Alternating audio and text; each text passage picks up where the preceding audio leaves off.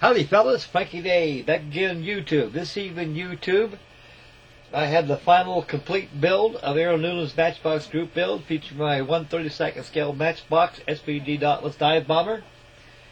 And this is her, and this is how she is when she's all completed.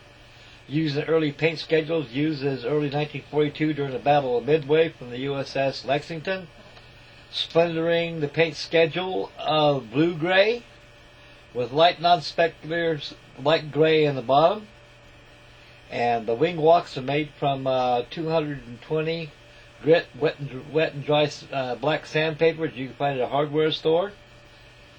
And the decals in this kit are shitty, they're cheesy, they ain't no good, so I'll throw them away. And there's aftermarket decals out there in the internet that you can buy your own that'll fit this kit quite decently. Well, okay, Panzerville, I got the pilots installed on this. Let me back off so things focuses a little bit better on the camera here. I got the pilots all installed on here. I got the lieutenant commander flying this, and he's a pilot, and got an enlisted man as the gunner, as was pretty much the norm on dive bombers and torpedo bombers. You always had your radioman and also your aerial gunner was all enlisted personnel. The only officer that flew the aircraft was the pilot himself. Okay, as you stare at Lady Susan, you can see how subtle that the weathering is done on it. You don't want to overdo it on it because the Navy kept it pretty well clean. And during the ravages of combat, they kind of slacked off a little bit because they were more or less used during the war. This was a fun build. Anybody who has this 1/32 scale Dauntless will find this kit's very delightful. A kit that's almost 40 years old, you just can't beat it. I mean, it's a very good kit. Lenny has one of these, Model Pro 72. He's got one. I just can't wait to see how his turns out. Lenny, on your kit, you'll find no fit issues with all your kits, sir. This kit goes together quite decently, no problem. It's very doable. You can do a lot of stuff to it. But this model is built right out of the box. The canopy is more or less not glued on there, so it kind of slides back and forth.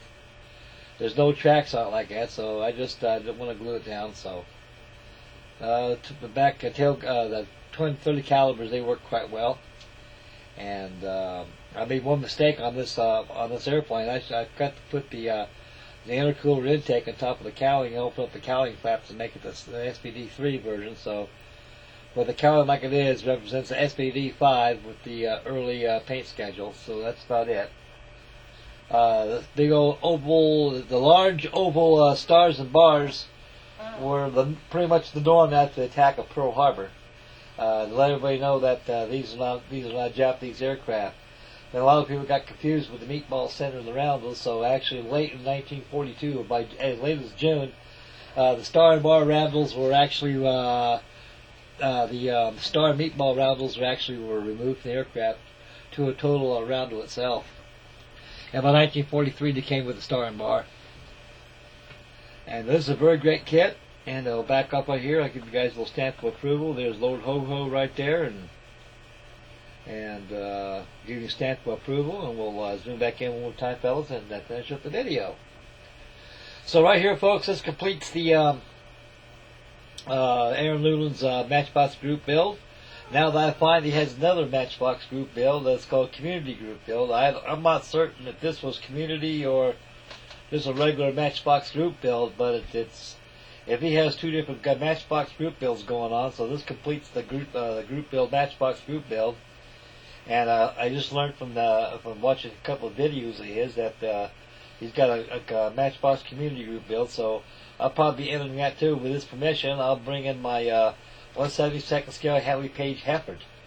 That'll make a Hayford. That'll be a great build, one of a kind build you don't see too much on the internet. It's no kit, but I bought, and it's excellent condition. It's a very beautiful kit. These Matchbox kits are not too bad, fellas. I mean, they're very delightful kits. A lot of them kits they're molded and colored.